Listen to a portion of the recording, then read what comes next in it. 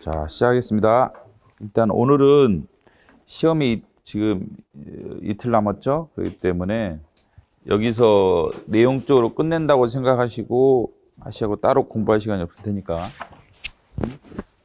자, 책은 법행 문제랑 그 변호사 시험 문제 잘 보시고 오늘 그냥 보세요. 오늘 시간이 없으니까 오늘 꼭 보고 한번 가시기 바랍니다. 책은 문제의 경향이 변호사 시험이랑 법행이랑 같아요. 같죠, 그렇죠? 그래서 그 선지 자체는 뭐 변화가 있을 수 있지만 설문은 똑같을 가능성이 많아요, 우리한테도. 그래서 이번에 나왔던 문제들 잘 점검을 꼭 하시기 바랍니다. 여기서 언급을 다 할 테니까 잘 보시고 가시면 되겠습니다. 일단은 이제 헌법 조문부터 잘 체크를 해보세요. 자, 이게 강의하는 시간이 아니니까 찍어주기만 하고 넘어갈 테니까 헌법 조문들 잘 일단 체크를 해보시기 바랍니다. 예?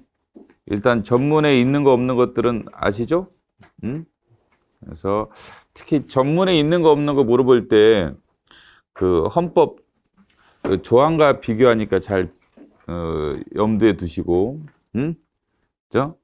헌법 조항에 있는 걸 넣는다 이거죠. 헌법 조항. 예를 들면 개인의 자유와 창의 이렇게 넣는단 말이죠. 이거는 헌법 전문이 아니라 119조 1항이죠.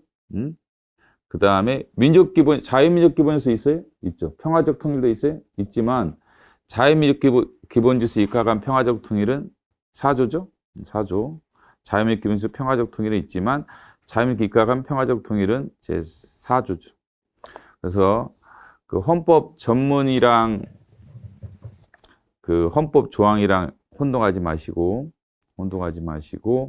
그 다음에 날짜 같은 것도 한번 체크를 해보시기 바랍니다. 1948년 7월 며칠이죠? 12일, 7월 17일이 아니죠? 제헌절이 아니에요? 17일입니다. 17일 날 국회에서 의결된 거예요. 12일 날. 그래서 공포가 17일에서 제헌절이 17일이긴 한데 헌법 전문은 12일입니다. 제정 날짜가 12일로 돼 있죠. 그 다음에 몇 차에 걸쳤던 거예요? 8차. 이런 거 잘 체크해 보시고. 그 다음에 5조 2항 정적 중립성. 정적 중립성 5조 2항 현행이죠. 정적 중립성이 어디 있는지 한번 체크를 해보세요. 정적 중립성이 헌법에 어디에 있는지 한번 체크해 보시고. 5조 2항이죠. 현행. 그 다음에 7조 2항에 있죠. 공무원 정적 중립성이 있죠. 그렇죠. 그다음 헌재 재판관과 중선위원 쪽에 정적 중립성이 있죠. 나머지 쪽은 없어요. 규정을 말하는 겁니다. 규정은 나머지 쪽은 없다. 감사위원이라든지 법관에 대한 정적 중립성 조항은 따로 명시적 표현이 없죠. 그래서 명시적 규정이 있는 게 정적 중립성이 국군, 그 다음에 일반 공무원. 물론 이제 법관도 여기 포함이 될 수는 있겠죠. 일반 공무원 7조 2항, 그 다음에 헌재 재판관, 그 다음에 중선위원 네 가지 쪽에 규정이 있습니다. 그렇죠? 규정이 있고 그 다음에 7조 같은 거는 이제 조심해야죠. 그래서 국민 전체에 대한 봉사자며 오차, 그 다음에 공무원의 정치적 중립성, 신분보장 정신이죠. 그래서 이제 7조 2항에 해당하지 않는 공무원들 잘 기억하세요. 이건 정적 공무원들은 다 해당하지 않습니다. 뭐 국회의원이든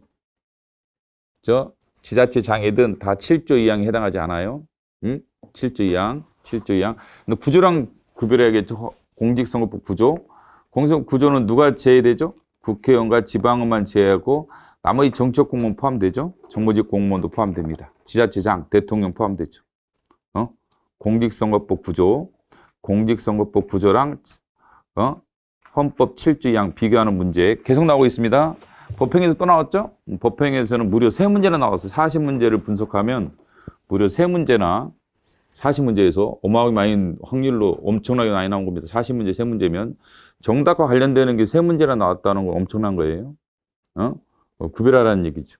7조 2항과 공직선거법 구조를 구별해라. 7조 2항. 자, 그래서 국회의원 포함돼 7조 2항? 포함되지 않죠? 지방의원 포함돼요? 안 된다. 그죠? 그다음에 국무총리 포함돼요? 안 된다. 7조 2항, 헌법 7조 2항. 그다음 지자체장 포함돼요? 안 된다. 그러니까 정책 공무원은 다 안 돼요. 7조 2항은. 그럼 구조는, 공적 구조는 정책 공무원, 정무직 공무원이라고 포함이 안 된다는 게 아닙니다. 원칙적으로 포함된다고 그래요. 원칙적으로 포함되고 다만 누구만 제외되는 거예요? 공직선 구조는 국회의원과 지방의원만 제외된다. 지방의원만 제외된다. 그죠? 올해 또 나왔죠? 국회의원이 중간에 슬쩍 들어가서 공직선거 구조를 가지고 틀리게 냈어요. 중간에 들어갔어요. 중간에. 그다음 국무총리에 대해서도 처음 물어봤죠. 국무총리가 공직 구조에 적용을 받는지. 이것도 따로 다른 문제로 물어봤습니다. 법행에서. 그렇죠? 물론 포함이, 그죠? 여기서 구조에 포함이 돼야 안 돼요? 된다. 누구 제외하고? 국회의원과 지방을 제외하고. 공직 구조. 그러나 이제 또 선거운동 금지랑 생각하면 60조, 공직선 60조와 생각하면은 그때 국회의원이라든지 지방의원은 이제 선거운동 할 수 있죠? 선거운동 할 수 있기 때문에 60조 적용을 안 받죠. 그죠? 그러나 국무총리, 지자체장, 대통령은 적용을 받아요? 맞죠? 선거운동 안 되죠. 대통령 선거운동 안 돼요. 당연히. 그죠? 지자체장도 안 되고 국무총리도 안 되죠. 그죠? 안 됩니다. 그죠? 그 다음에 국회의원과 이제 지방의원은요, 선거운동 할 수 있어요?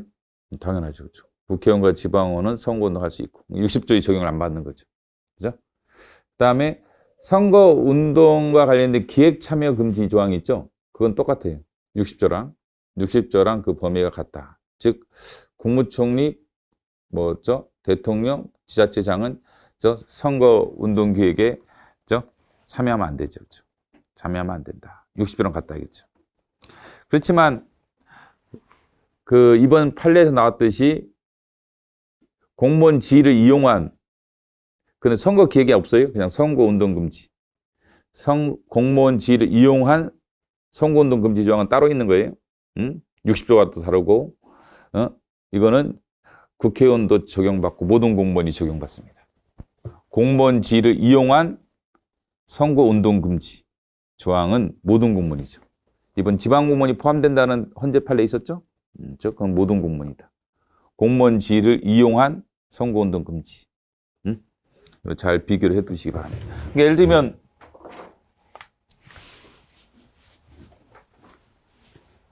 국회의원, 지방의원을 기준으로 하면은 헌법 7조 2항 적용 안 되죠? 그 다음에 공직선거 구조 적용이 안 되죠? 60조 금지 적용이 안 되죠? 그 다음에 선거운동 기획 참여 금지 조항 적용이 안 되죠? 그 다음에 공무원 지위를 이용한 선거운동 금지, 운동 금지는 적용이 되죠. 지자체장, 국무총리, 대통령 똑같아요. 국무총리, 대통령. 7조 2항 적용이 안 되죠. 구조는 적용이 되죠. 60조는 금지입니다. 이것들 금지. 선거운동 기획 금지죠. 적용이 되죠. 그 다음에 선거운동 금지도 적용이 됩니다. 적용이 되죠. 그렇죠.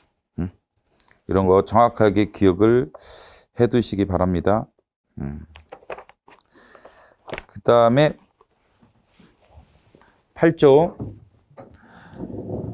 8조가 이게 어디 있어요? 총강에 있죠.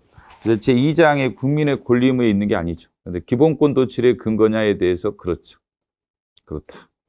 그래서 이제 기본권이라는 게 제2장에서만 도출되는 게 아닙니다. 제2장 10조부터 시작하는 39조가 2장이죠. 헌법 2장. 여기서만 기본권이 도출되느냐?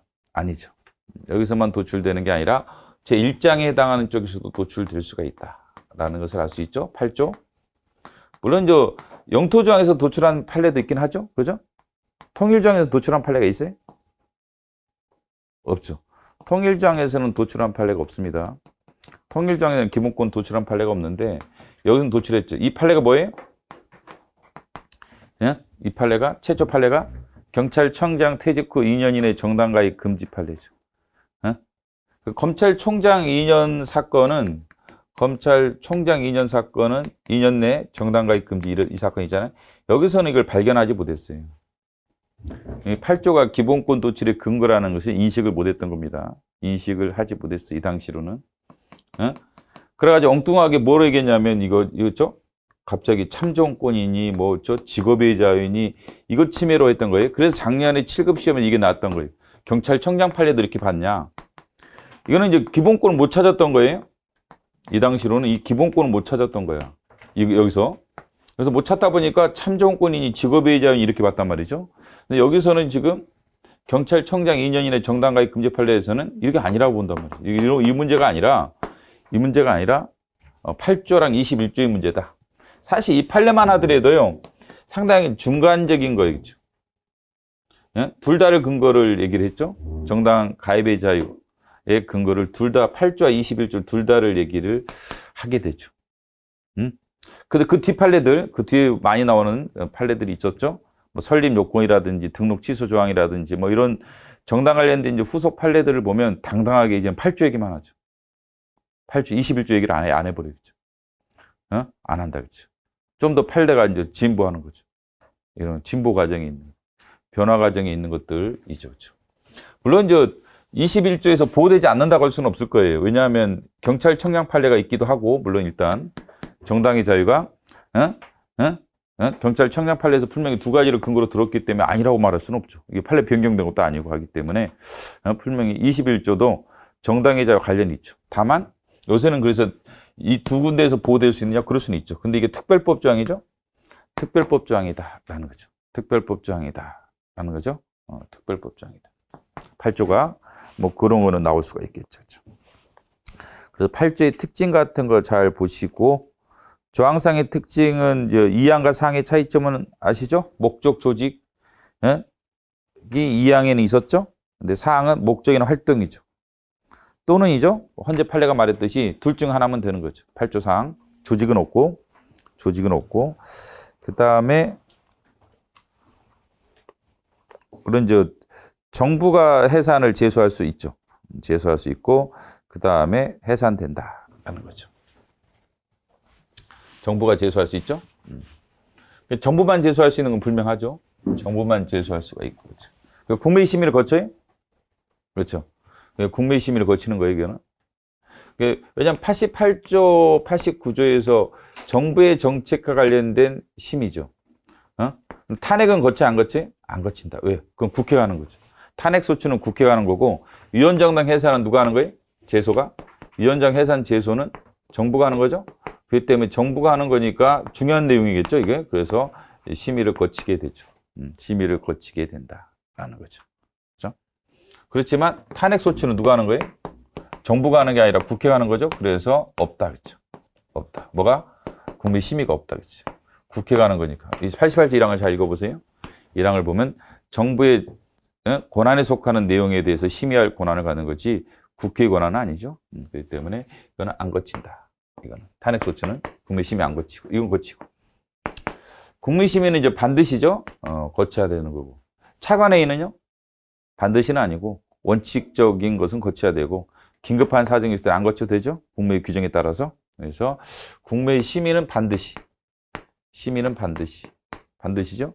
국무회의 심의는 반드시.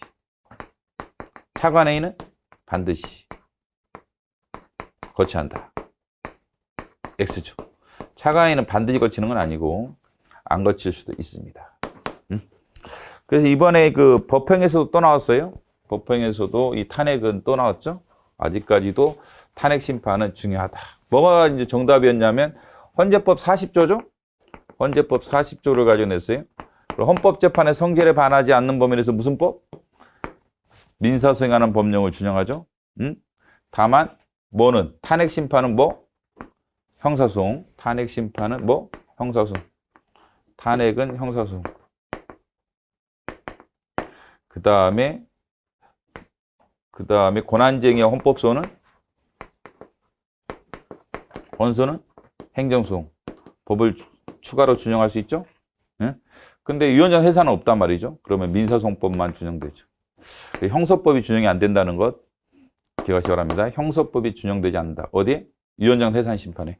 유언장 해산심판에 형사법이 적용되지는 않는다라는 것 기억하시기 바랍니다. 그렇죠? 그다음에 헌재 판례는 뭐 알아서 다시 한번 점검을 해보셔야겠죠. 탄핵심판, 탄핵심판, 헌재 판례 다시 한번 중요한 사항들 체크를 잘 해두시기 바랍니다. 8조 사항에 대해서는 엄격한 해석을 합니까? 그렇죠? 엄격한 해석을 한다.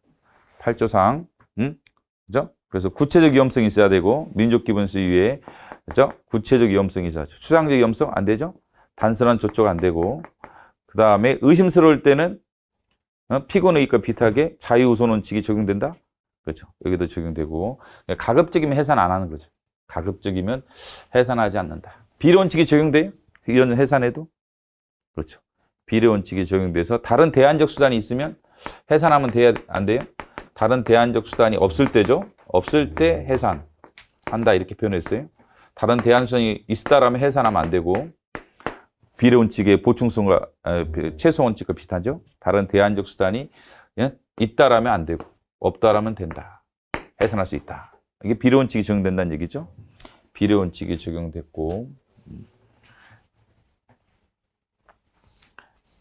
그 다음에 의원직 상실은 뭐 국회의원 상실은 다 됐죠.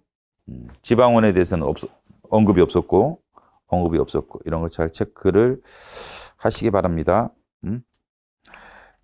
그 다음에 구조 그 자체는 팔치한데 문화업 권리는 재현이죠. 구조. 그래서 이제 구조와 관련돼서 모든 문화를 보완하나요? 모든 문화. 그죠? 모든 문화를 보완한다고 그랬어요. 엘리트 문화죠. 대중문화. 근데 관습이면 옛날에 관행이면 다 보호되나요? 관습이면 다 보호돼요? 호주제 사건 생각하면 그렇진 않죠. 관습이면 다 보호되는 거냐? 아니다. 그죠? 호주제 넣어보세요. 호주제 넣어보면 전통문화라 해서 다 보호되는 게 아닙니다. 전통적 관습, 전통문화다. 뭐 전통문화다. 전통적 관행이다. 그죠? 전통문화다. 이렇다 해서 다 보호되는 게 아니라 헌법 36조 등에 부합돼야죠. 근데 모든 문화는 보호된다. 그러나 헷갈리면 안 되고. 이거는 이제 말할 때 엘리트 문화, 대중문화, 서민 문화 구별하지 않는다라고 할 때 쓰는 용어고. 그죠? 그 다음에 절대시대 때는 국가의 문화에 대한 개입, 당연시. 근데 와서는 무슨 원리가 적용된다? 불편 부당의 원리. 그래서 이제 국가는 문화에 대해서 원칙적으로 개입하지 마라. 불편 부당이죠. 편들지 마라. 일정한 편을 들어서는 안 된다. 불편 부당의 원리가 적용되죠. 유명한 크루그라는 사람이 한 얘기인데 우리 헌재 판례가 얘기했죠. 헌재 판례가 불편 부당의 원리를 설명을 한 적이 있었죠. 그래서 문화에 대해서도 경제에 대해서도 그렇죠. 표현에 대해서도 국가는 뭐다? 1차적이다, 2차적이다. 먹고 사는 문제도 사회적 권리 전에서 먹고 사는 문제에 관해서 국가의 역할은 기능은 2차적이다. 보충적이다. 라는 것 생각을 잘 해보시고 헌법 119조 1항과 2항을 생각하면 더 뚜렷하죠. 1항은 사회, 개인과 기업이죠. 이쪽에 사회에 맡기는 거죠. 2항이 국가죠. 여기도 적용되죠. 문화에도 적용됩니다. 그래서 개입할 수 없다도 틀리지만 1차적 역할을 해서 또 안 되죠. 표현에 대해서 그럼 유명한 판례 기억나죠? 어떤 표현에 해악이 있다는 이유만 가지고 여기에 대한 규제가 정당화된다? 안 된다. 그렇죠? 그렇지만 그 표현을 스스로 해석할 수 없거나 표현에 대한 해악이 너무 심각할 때는 국가에 의한 개입이 2차적으로 허용될 수 있죠. 그때는 이제 허용될 수가 있습니다. 그때는 허용될 수가 있다. 이런 표현들은 많이 있죠. 경제에 대해서 그런 표현 많고 문화에 대해서도 그런 표현이 있습니다. 사회국가 원리 실현 차원에서도 무슨 한계라고 하죠? 보충성 원칙의 한계. 보충성 원칙의 한계죠. 그렇죠? 그럼 보충성 원칙 한계에서 뭐가 우선적이에요? 사회보험과 공공부조에서? 공공부조에서 뭐가 우선적이에요? 뭐가 1차적이에요? 이게 1차적인 거예요? 1차적. 이건 국가죠. 공공부조는. 자기 노력, 투자, 희생이 없는 게 공공부조죠? 이게 2차적인 거죠. 2차적. 2차적. 이건 자신의 노력, 투자가 있는 거예요. 그죠? 사회나 개인과 기업의 노력이 있는 거죠. 그게 안 될 때 공공부조죠. 그렇죠? 그래서 국민생활보장법상의 급여는 뭐다? 국민기초생활보장법상의 급여는 뭐다? 보충적이다라고 혼자 그랬던 거예요. 법조항에도 있어요. 이거는 국민생활보장법에도 있어요.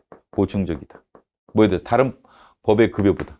다른 법의 급여보다 예를 들면 국민연금법의 급여보다 공공부조가 우선하는 게 아니라 국민기초생활보장법상의 급여가 우선하는 게 아니라 보충적이다. 2차적이다. 이런 관계 잘 생각을 해보시기 바랍니다. 국가는 2차적이 한다라는 것 잘 생각을 해보시고 그 다음에 뭐 10조와 관련 행복추구권의 보유형은 계속 출제가 되니까 이제 알아서 체크를 다 하셔야 돼요.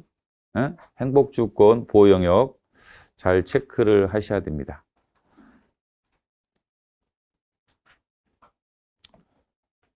이번에 이제 법행에서 좀 걱정스러운 문제가 하나 나왔는데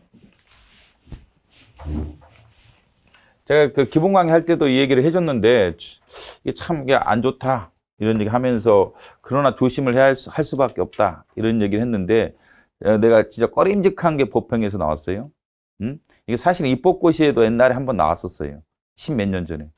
그때도 저 강의할 때 상당히 솔직히 열받았는데 또 나왔어. 그 기억 때문에 이거 조심을 하라고 하는데 지금 그 교원노조법상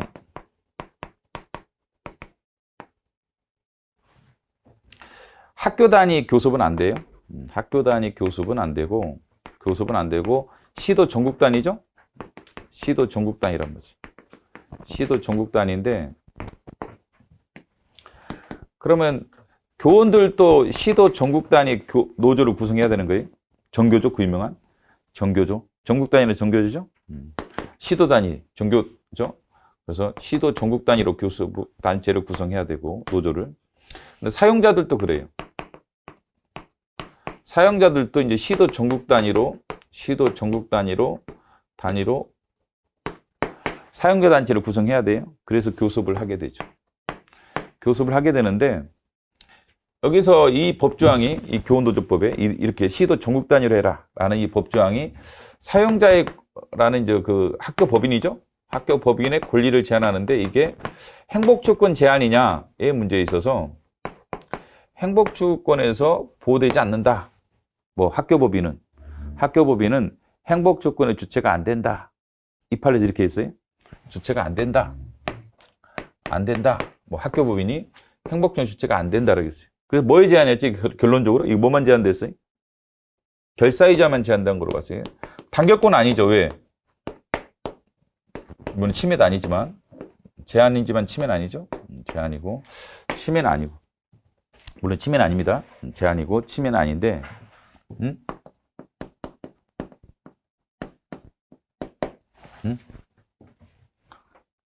그럼 행복추구권의 주체가 법인이 안 된다고 그랬어요? 안 된다고 그랬죠. 그런데 이제 다른 판례에서 학교 법인들이 이제 법인들이 학교 운영의 자유, 사학재단들이 학교 운영의 자유, 뭐라든지 법인 운영의 자유 이런 게 10조에서 보호된다고 명확하게 얘기하죠. 10조, 31조 1항, 31조 4항 이렇게 얘기한단 말이죠. 사립학교 법인의 학교 운영의 자유가 10조의 행복추구권, 그 다음에 31조 수학권, 그 다음에 학교의 자주성 전문성, 교육의 자주성 전문성 이 조항에서 도출이 된다라겠죠? 된다로 봅니다. 된다로 보죠. 그럼 약간 이거랑 모순되죠, 사실은. 그래서 그 표현을 약간 그대로 조심하라겠어요. 이거는 옛날부터 제가 말씀드렸던 건데 이건 어쩔 수 없다. 이해하시죠? 근데 올해 또 나와서 법행에서 이게요. 근데 이것도 계속 냈던 거죠? 규칙을 보면 이것도 냈던 건데 이것도 지금 두 번째 나온 거예요, 드디어. 이게 항상 찝찝한 판례인데 연원적으로 따지면 이게 맞을 수가 있어요. 원래 이론적으로 따지면 로크가 주장했던 거죠. 로크가 자연상태 때 행복주권을 얘기했기 때문에 자연상태 때는 법인이 존재하지 않는단 말이죠. 그렇기 때문에 법인이 행복주권의 주체가 안 된다. 자연상태 때. 근데 현대 와서 이게 확대되죠. 계약의 자유라든지 이런 거로 확대가 된단 말이에요. 행복주권이.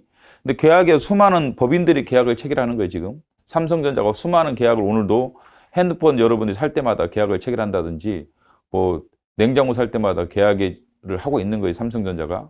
그렇기 때문에 수많은 계약을 지금 체결하고 있죠. 법인이. 그렇기 때문에 행복주권의 주체가 안 된다고 보기 힘들죠. 그래서 이제 교과서적으로는 이렇게 얘기를 해요. 행복주권이 하나는 이제 인격과 관련되는 인격 파트가 있고 인격 발현권 파트가 있고 비인격적인 일반적 행동의 자유가 있는데 그죠? 법인은 이거 주체가 안 되고 이게 된다. 이렇게 교과서적으로는 돼 있어요. 행복주권 안에 인격적인 인간의 존엄과 가치에 결부되는 인격적인 측면과 비인격적인 측면이 있다. 인격적인 측면은 사람만 주체가 되기 때문에 법인이 안 된단 말이에요. 법인이 안 되고 일반 행동의 자유는 비인격적이기 때문에 된다. 뭐 이렇게 지금 교과서에서는 서술돼 있어요. 근데 이 판례는 이 사용자 이 사건에서는 학교 법인이 행복주권의 주체가 안 된다고 명확하게겠죠. 그래서 오늘 그 법행 해설 나가면 잘 보시고 그 판례랑 이거랑 또 헷갈리지 마시고 또 걱정스러운 게 이걸 내면은 수험생들이 이거를 또 이상하게 헷갈릴 생각한단 말이죠. 그래서 이거랑 이거랑 비교해서 답을 잘 하시고 이건 문구 흐름 그대로 답하세요. 해설지 잘 보시고 그 수밖에 없다. 그럼 나머지 행복주권 보호 영역은 중요한 것들 다 체크를 잘 해보시기 바랍니다. 뭐죠? 안전띠 안 매고 운전할 자유라든지 또는 대마초 흡연의 자유라든지 이런 거 다 보호되는 겁니다.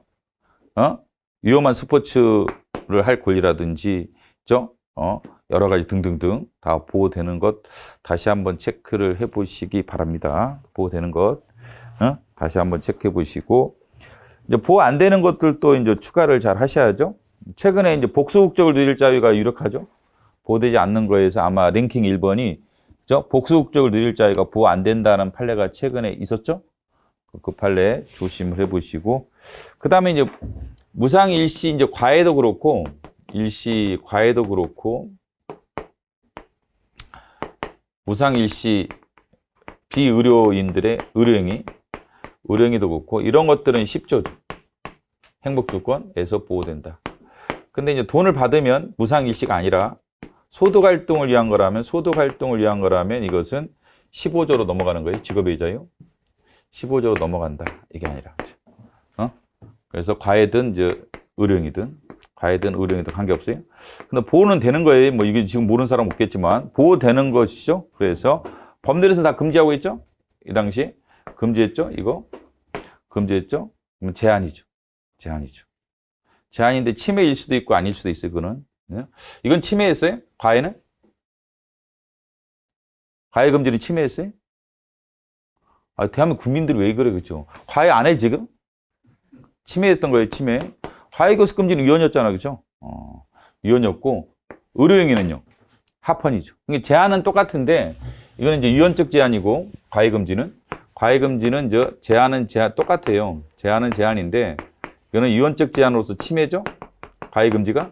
이거는 침해가 아니죠.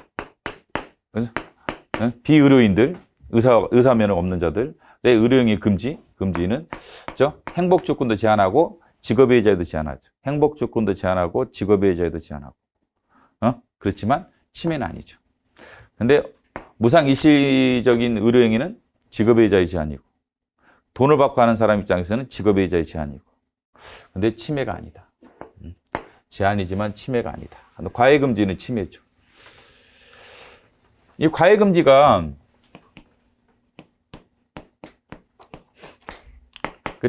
2년 전에 법행에서 나왔듯이 이게 뭐의 제한이냐면 부모의 자녀교육권 제한이고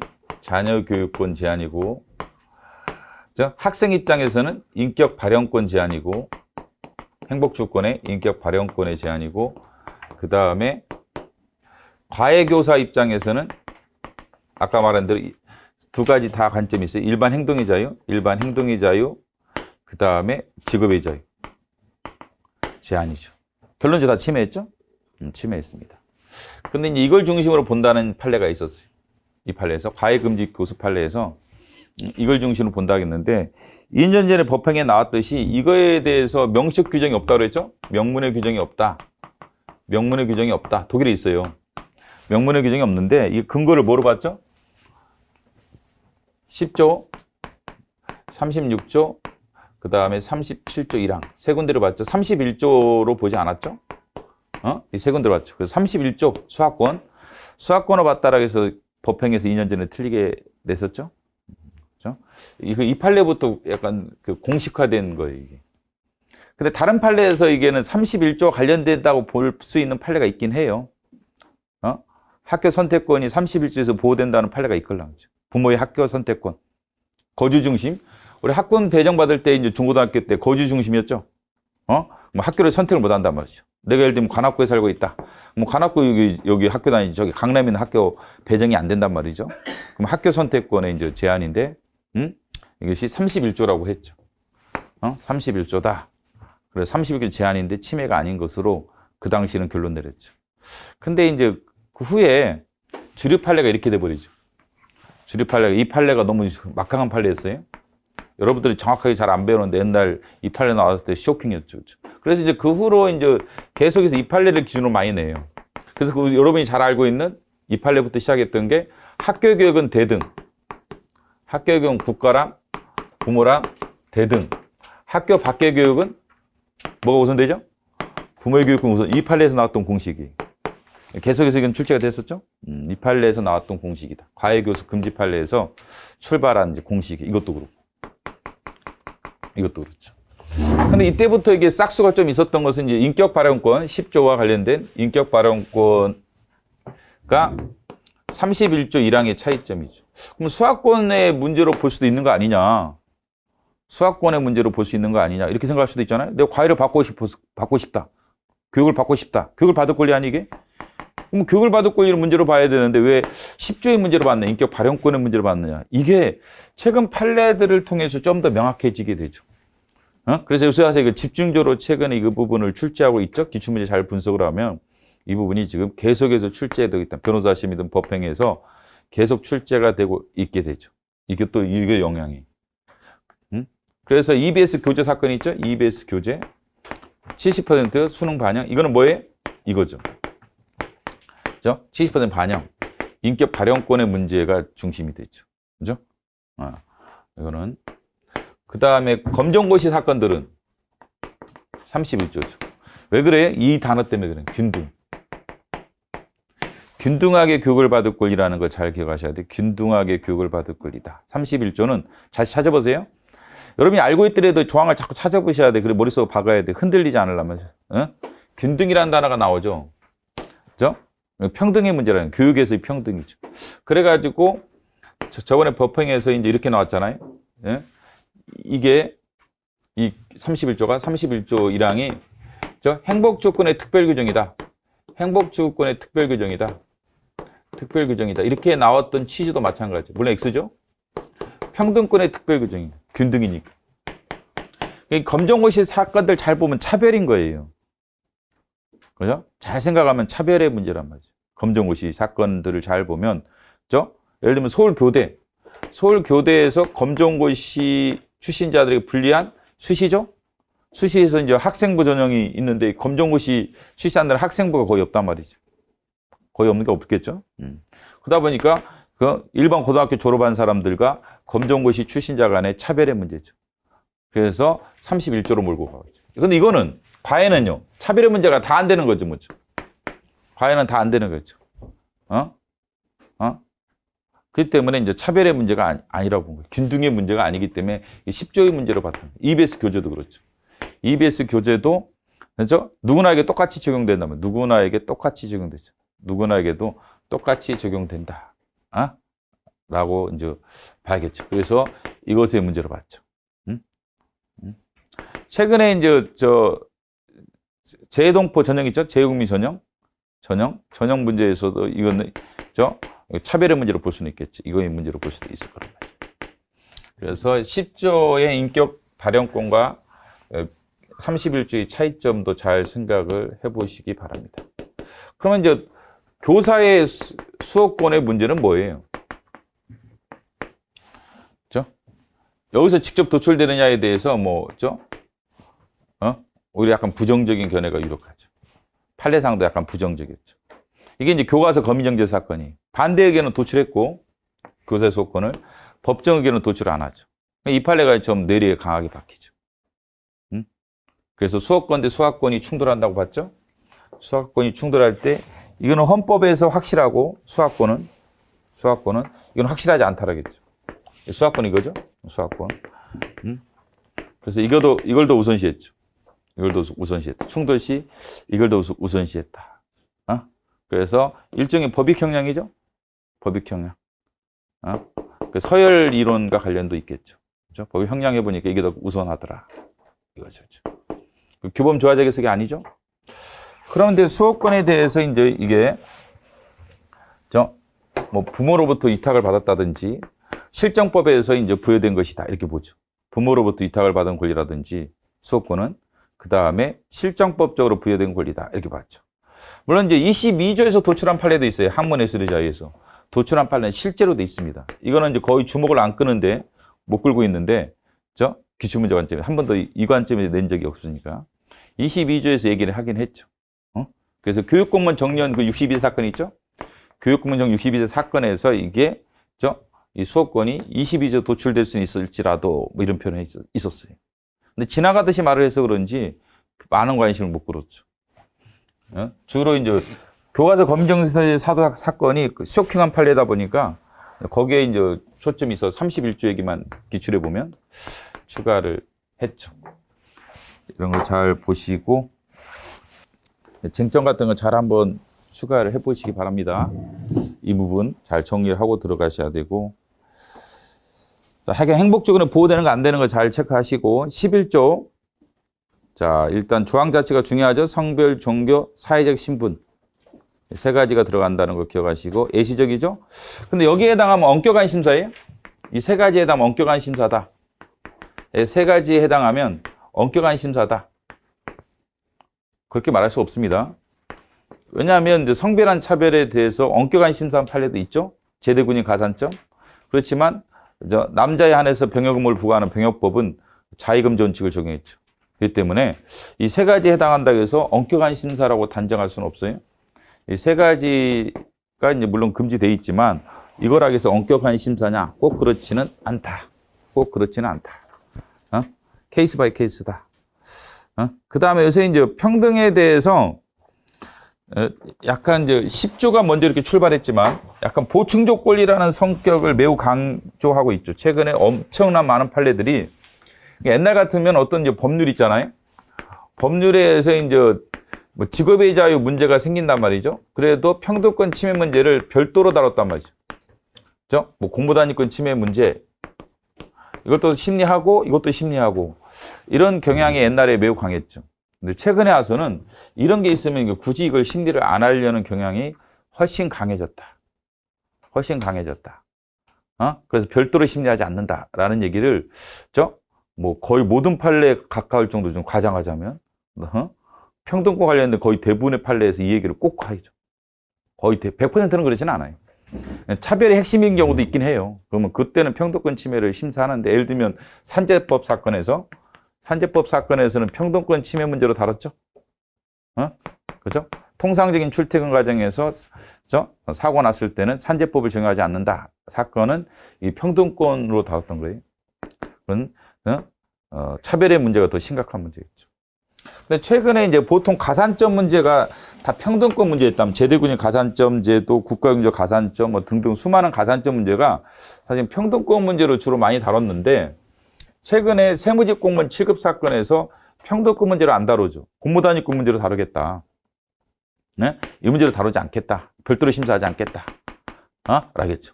근데 제대군인 가산점 우리가 알다시피 다 평등권 침해다 이렇게 배운단 말이죠. 국가경제 가족 10%도 평등권 침해다 이렇게 배우는데 여기는 이제 지금 평등권 침해를 안 다뤘다.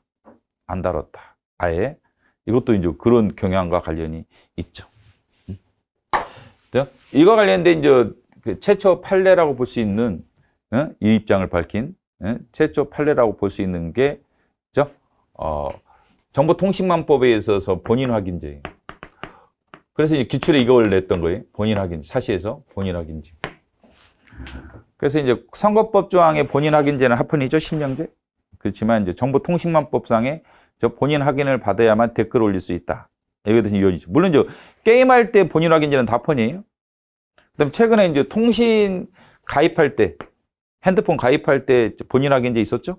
그것도 합헌이죠. 그런 헷갈리면 또 안 돼. 본인 확인자라고 해서 무조건 위원 때리면 안 됩니다. 큰일 납니다. 이거는 댓글 올릴 때, 글 올릴 때, 네이버에 글 올릴 때 우리가 글 올릴 때 본인 확인을 받아야지 글을 올릴 수 있다라는 거고, 이건 위원이 나왔죠. 물론 선거기간 중에는 선거법에는 그건 합헌이고, 그 일반적인 경우는 이제 정보통신망법이었는데 이건 이원이 나왔는데, 이때 얘기했던 거예요. 이때 이제 익명 표현의 자유죠. 이때 나왔던 게 사람 이름을 감춰서 실명 확인이니까, 이게 실명을 확인받아야지 그 글을 올릴 수 있다는 거니까 익명으로 표현할 자유죠. 21조죠. 21조도 보호되는 거죠. 익명 표현의 자유. 그다음에 개인정보 자기결정권 제한이기도 하고, 개인정보, 그렇죠? 개인정보 자기결정 침해했죠. 결론적으로 개인정보 자기결정권, 그 다음에 표현의 자유 문제로서 결론적으로 얘네들은 표현의 자유도 침해했고 다 침해했죠. 자유 침해했는데, 이 판례에서 이거를 그렇죠? 평등권을 따로 심사할 필요 없다. 이 심사로 족하다라는 얘기를 이 판례에서 한 거예요. 이 판례에서부터. 그 뒤에 이제 엄청난 판례들이 나온 거죠. 최근 판례가 세무직 공무원 사건이죠. 가산점 사건에서 명확하게 밝히게 되죠. 그래서 평등권에 대해서 유사들은 좀 개별적 판단에도 부정적이죠. 이것도 그렇게 볼 수 있죠. 그 치과 전문의 사건에서는 평등권 침해를 다뤘죠. 치과 전문의 입법 부작위는 뭐만 다뤘죠? 평등권도 다뤘고, 이때만 하더라도요. 그러니까 행복조건 다뤘잖아요. 지금이라면 이렇게 안 하죠. 그렇죠? 보충적 권리니까. 이때만 하더라도 이제 보충적 권리라는 의식이 별로 없었던 거예요. 그렇게 행복조건 침해, 세 가지 다 침해라겠지. 지금이라면 이런 거 행복조건 침해를 안 다루죠. 보충적 권리. 평등권도 최근이라면 안 다루죠. 안 다루겠죠. 그렇죠? 그래서, 근데 이때 다 다뤘다는 것은 뭐예요? 보충적 권리에 대한 생각이 이때만 해도 없었다는 것을 알 수가 있는 거죠. 그렇지만 이제 군법무관 보수입법 부작위 사건에서는 분명히 재산권 침해만 다루겠다라겠죠. 재산권 침해만 되고 나머지는 아니다. 직업의 자유도 아니고 평등권 문제도 아니고 아니다. 물론 여기서는 이제 재산권 침해가 아니라 그랬죠. 이거는 재산권 침해, 학문의 자유, 보건권 침해가 아니다. 이렇게 아니라고 그랬죠. 아니라 보고, 근데 이 판례에서는 재산권 침해이지 나머지 직업의 평등권이 아니다. 평등권을 다룰 필요가 없죠, 그렇죠? 다룰 필요가 없단 말이죠. 이것만 해도 이제 발전된 판례죠. 이거보다 발전된 판례다. 발전된 판례다. 그래서 이제 행복 조건을 보충적 권리로 본 것도 이게 이 판례 이유들이 나오는 90년 후반대부터 본격화 된 거예요. 그 전만 아이들은 싹 다 평등권은 최근에 와서 지금 약간 보충적 성격인 것으로 보는 판례가 나타나기 시작한 거예요. 아까 그 본인 확인제 판례, 그 사건을 통해서 명확하게 등장하기 시작했던 거예요. 이런 것들 조심하시기 바랍니다. 물론 이제 뭐 평등권 침해에서 다 알다시피 뭐 비례원칙이 적용되는 것, 자의검정원칙이 적용되는 것은 아직까지도 다 알다시피 비례원칙과 자의심사, 이거는 알아서 암기를 하셔야겠죠? 그래서 가산점 제도들은 거의 대부분 비례심사죠. 36조 문제일 때도 이거 가능성이 높죠. 근데 입양 문제는 이거죠? 입양 문제. 그 다음에 이제 가산점은 30% 이상을 적용할 수 없다라는 것은 이건 문제랍니다. 가산점이 대부분 이건데, 가산점이 비례심사를 주로 하는데 그 30% 이 문제는요, 가산점에 의한 차별을 완화시켜주는 기능을 하는 것이 차별을 가중하는 게 아니에요. 잘 생각합니다. 그죠? 그래서 30%까지만 적용한다. 가산점은 합격자 결정이 있어서 이거는 이제 자의심사를 했죠. 자의심사를 했고, 그 다음에 이제 국가경자 가족은 비례원칙이죠. 가족은. 그런데 이거는 본인 국가경자 본인이라든지 32조 6항에 나오는 애들 셋, 국가경자 상위군경 전몰군경 유가족이죠. 셋 정확하게 기억하셔야 되고, 뭐 국가경자 상위군경 그다음에 전몰 유가 셋만 엄격 해석해서 얘네들은 중간 심사죠. 비례원칙을 적용하되 완화된 비례원칙이죠. 전몰군경의 유가족은 중간 레벨이다. 자의심사도 아니고 엄격한 비례원칙도 아니고 중간 레벨. 비례원칙을 적용하되 완화돼. 근데 가족은 완화된 말이 빠졌죠. 그래서 얘네들이랑 국가경제 가족, 국가경제 가족은 빠졌다. 근거가 없기 때문에. 근데 이번에 법행에서 이런 문제를 물어봤어요. 국가경제 가족에게 가산점을 주는 것이 입법자의 재량이다. 뭐 재량 한계를 벗어난다. 입법 재량 한계를 벗어난다. 한계를 벗어난 것이다. 가족에게 가산점을 주는 거. 네?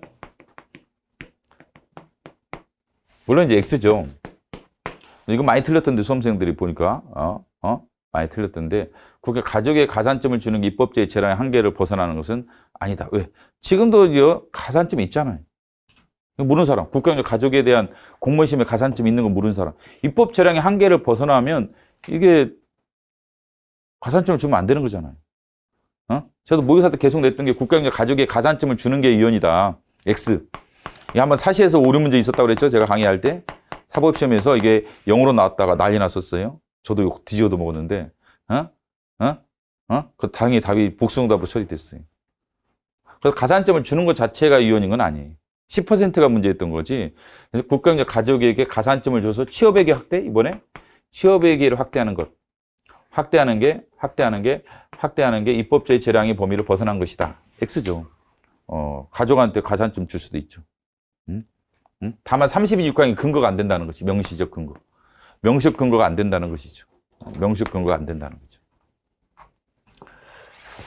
근데 유공자 가족한테 애우하는 것은 아름다운 일이죠. 바람직한 거 아니에요. 헌법적으로 따져도. 그죠? 애우를 하는 건 바람직하죠. 부모님이 국가 유공자다. 뭐 가족한테 뭐죠? 우대할 수가 있는 거죠. 근데 10%가 지나치다는 거고. 왜? 헌법상의 명시적 근거 없다 보니까 그랬던 것이지. 그죠?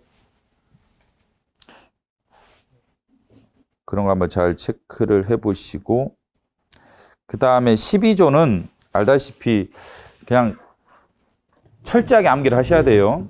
토시 하나 다 숨소리 하나 조심해라. 12조는 모든 면의 신체적을 가진다. 누구든지 법률에 의하지 않고는 개별적 법률 보죠. 체포, 고소, 압수수색, 신문 5가지죠. 12조 5가지를 받지 아니하며 법률과 적법한 절차죠. 적법한 절차는 현행이죠. 처벌, 보안, 처분, 강제력을 받지 아니한다. 라고 하죠. 애시적이죠. 애시적. 근데 그 12조 3항은 몇 개예요?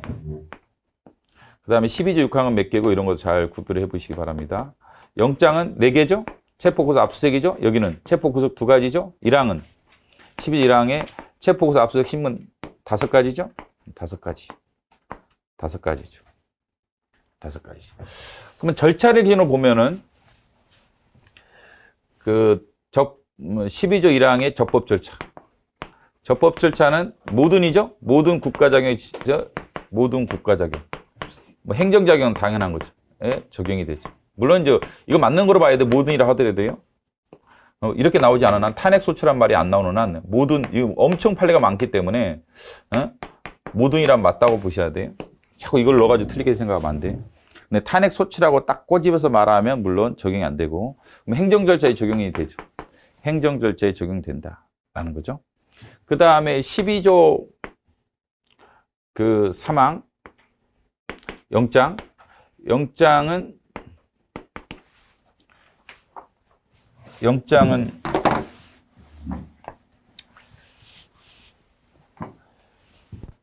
형사 절차, 행정 절차, 적용을 말하는 겁니다. 이 적용. 영장주의 적용이 되죠. 이게 이 적용이 되느냐에 대한 문제가 뭐예요? 정경이죠. 정경 영장. 형사 절차는 아니죠. 왜 징계 절차라겠죠. 형사 절차였으면 당연히 영장이 필요한 거예요. 체포, 고소, 압수수색이니까 영장이 필요한 거지. 여기에 대해서 5대 4였죠. 5위는 영장주에 적용된다. 5위는 재판관 영장주에 적용된다. 4위는 적용이 안 된다. 라고 보죠. 행정 절차. 징계니까 행정 절차 맞죠? 징계는 행정 절차죠. 형사 절차는 아니죠? 그렇잖아요. 징계니까. 징계로 받죠. 영장을. 징계로 받기 때문에 행정 절차인데 여기 적용되느냐? 뭐가 영장주의가. 5위는 재판관은 적용이 된다. 따라서 영장 위반이죠. 영장 없이 영창에 보내는 것은 영장주의 위반된다. 아니다. 영장주의는 적용이 되지 않는다. 물론 적법 절차는 적용되는 거예요. 영창. 이건 모든이니까, 적법조차는. 모든이니까 당연히 적용되는 거죠, 영창. 그렇죠? 뭐, 즉시강제도 마찬가지고. 뭐, 예를 들면, 뭐, 영창, 즉시강제, 구체 넣어보면, 이게 적용되느냐, 이게 다, 이건 탄핵소추 빼놓고는 무조건 적용된다고 때리면 되는 거예요. 그 말이 나오기 전에는 모든도 괜찮다니까요, 모든도. 이런 거 자꾸 잊어버리면 안 돼요. 모든. 근데 영장주의는 이게 적용이 안 된다고 본단 말이죠. 결론적으로 이게 사인의 재판관이 주문이죠. 사인의 재판관 기각이죠. 6인의 1이지 못했기 때문에 기각이 나오죠. 그래서 이게 헌재의 법정위원이 기각이. 이게 영장주의 적용이 안 되는 거죠. 영장주의가 적용이 안 된다. 그렇죠. 어디 행정절차 결론적으로. 아까 영창 사건에서 징계 절차는 형사 절차가 아니라 행정 절차죠. 영장주의가 적용되느냐. 지금 영장 없이 영창이 집어넣은 거예요. 에 대해서 5인의 재판관은 적용되니까 영장 위반된다. 4인의 재판관은 위반이 되지 않는다. 이렇게 말했죠. 위반이 안 된다는 게 헌재의 법정 의견이니까 적용이 안 되는 거로 봐야겠죠. 그럼 그 유명한 12조 사항 변호인 조력. 변호인 조력은 적용이 되죠. 변호인 조력은 형사 절차 적용돼요? 당연히 그냥 말할 것도 없고. 행정 절차에 적용되느냐? 그렇죠. 태거 알죠? 출입국 관리 과정에서 태거 절차에도 변호인 조력이 적용될 것이냐? 그렇다라고 판례가 변경됐죠. 그래서 행정 절차에도 적용이 된다. 물론 이거랑 행정 절차에 적용된다는 거랑 행정 재판에 행정 소송에 적용된다는 것과는 다른 얘기입니다. 헌법소원 이런 적용이 안 되죠. 또 이거랑 헷갈리면 안 돼요. 행정 절차에 적용된다겠죠. 뭐라면 구금이라면 체포 구속. 헌법정은 뭐라고 됐어요? 체포, 구속이라겠죠? 이 연역도 설명했어요. 구금이 아닙니다. 근데 구속에는 물론 구인과 구금이라고 했죠. 판례가 구인과 구금을 포함한다. 이렇게 해석을 했죠. 헌법정은 뭐로 됐다고요? 체포, 구속된 때라고 표현되어 있죠. 체포, 구속된 때. 그 의미는 구인과 끌고 오는 거, 구인. 그 다음에 구금. 가둬두는 거. 근데 이제 강제 퇴거 절차에 구금시켜 놓은 거예요. 그죠? 강제 퇴거 절차에서는 구금시켜 놓은 거죠. 여기에도 적용되는 것으로 보죠. 영장주의가, 변호인 조력이 적용된다. 변호인 조력이 적용되는 것으로 보죠. 변호인 조력이 적용되는 것으로 봅니다. 그렇지만 헌법소원은 이게 변호인이 아니라 변호사죠. 변호사. 27조로 넘어가죠. 27조 재판청구권으로 넘어갑니다. 변호사 조력은 27조 재판청구권 문제로 넘어가는 거예요. 그죠? 이거랑 헷갈리지 마시고. 행정소송과 또 행정 절차를 헷갈리지 마시고. 행정 절차에 적용된다고 그랬죠? 근데 행정소송에 적용되느냐? 그건 아니다. 여기 초점이 행정 절차인데 구금됐기 때문에 그런 거예요. 신체의 자유 박탈 아니냐, 결국. 신체의 자유 박탈과 관련해서는 누가 필요하다? 변호인이 필요하다. 이렇게 봤던 거예요. 그래서 적용되는 것으로 봤죠. 근데 행정소송은 신체의 자유를 박탈하는 건 아니에요. 행정소송에서 우리가 과세처분에 소를 지게 하면 신체의 자유가 박탈되나요? 그렇지는 않죠. 그래서 적용이 안 되는 것으로 지금도 봐야겠습니다. 그 다음에 12조 6항에서 적부심사 적용된다고 그러죠. 모든 공권력 작용에 적용이 된다. 이렇게 말했죠. 근데 이것의 특징은 이제 사전영장주의죠. 이건 사후고, 얘는 이제 사전이고, 얘는 사후다. 얘는 사전이고 사후다. 영장주의는. 그래서 체포되기 전에 영장이죠. 이게 체포한 다음에 적부심사죠. 그래서 이제 최근에 인터넷 훼손 사건이 있었죠. 올해 변호인 그 조력의 인터넷 훼손 사건에서 이게 변호사 시험에서 이번에 시험에 출제가 됐죠. 이게 영장주의 문제냐, 사후적인 문제? 아니라 봤죠. 사후의 이제 구제 절차는 영장주의가 아니라 이건 사전이다. 라고 봤던 거예요. 잘 보시고. 사후를 포함하지 않는다. 뭐가? 영장주의가. 사후적인 구제 절차를 포함하지는 않습니다. 예를 들면 영장이 잘못 나왔잖아요. 영장이 잘못 나왔다. 영장이 잘못 나와서 체포됐어요. 그럼 사후는 뭐예요? 영장주의가 아니라 적부심사인 거예요. 영장이 잘못 나와서 체포됐어. 그러면 적부심사. 사후는 적부심사. 이건 사전이고 이건 사후죠. 적부심사죠. 적부심사. 이 사건이 있었잖아요. 이건 적부심사로도 안 받던 판례도 하나 있었죠. 이 사건에 DNA 정보 수집했죠. DNA 정보를 수집한다. 강제로 할 때 영장을 받아서 DNA 정보 수집을 했죠. 그 다음에 사후적인 불복 절차. 사후적인 불복 절차를 마련하지 않았다. 규정이 없었다. 마련하지 절차가 없었다. 이건 어디 위반이었죠? 영장주의? 영장주의는 영장 받아서 했다니까. 영장 받아서 지금 DNA 정보를 수집했기 때문에, 그죠? 사후적인 근데 구제 절차가 있어야 하는 거 아니냐. 아까 이것처럼 영장이 있죠? 그 다음에 체포됐죠? 근데 영장이 잘못 나올 수도 있단 말이죠. 그렇기 때문에 적부심사가 필요한 거죠. 예? 그죠? 영장이 잘못 나와 체포되는 경우도 있걸라. 그렇기 때문에 사후 구제 쪽으로 적부심사가 있죠. 영장이 나왔죠? DNA 정보를 수집을 했죠? 강제로 취득했죠? 그 다음에 사후의 불복 절차. 이게 잘못 나올 수 있으니까. 잘못 나올 수 있으니까. 근데 불복 절차를 마련해야 되는데 마련하지 않았다. 라겠는데, 이건 영장주의 문제가 아니죠. 이거는 사후적인 문제는 재판청권의 문제죠. 재판청권 침해라고 결론 내렸죠? 결론 내렸습니다. 예, 이건 이제 영장주의 위반이다. 그래서 내가 틀긴 했는데 X죠. 영장주의 위반이다. 넌센스죠. 영장주의 위반이 아닙니다. 이거는 재판청권 침해지. 재판청권 침해지.